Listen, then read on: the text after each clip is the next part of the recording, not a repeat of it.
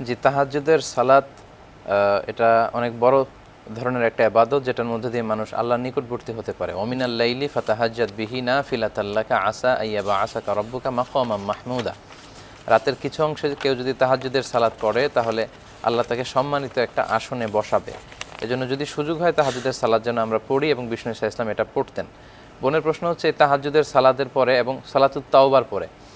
সালাতুত তাওবা বলতে কিন্তু শরীয়তে কোনো টার্মিনোলজি বা পরিভাষা নেই, কোনো এ ইস্তেলাহ ধরনের নেই, কোনো নামাজ নেই। এ ধরনের কোনো নামাজ নেই।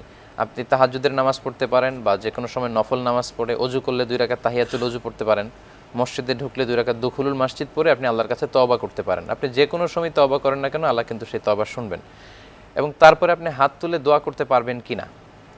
হ্যাঁ, হাত তুলে দোয়া করাটা বৈধ। বিষ্ণু ইসলাম বলেছেন যে ইদা সাআলতুমুল্লাহ, যখন তোমরা আল্লাহর কাছে চাও বা দোয়া করো, তখন তোমরা ফাস আলু হুবি বুতুনি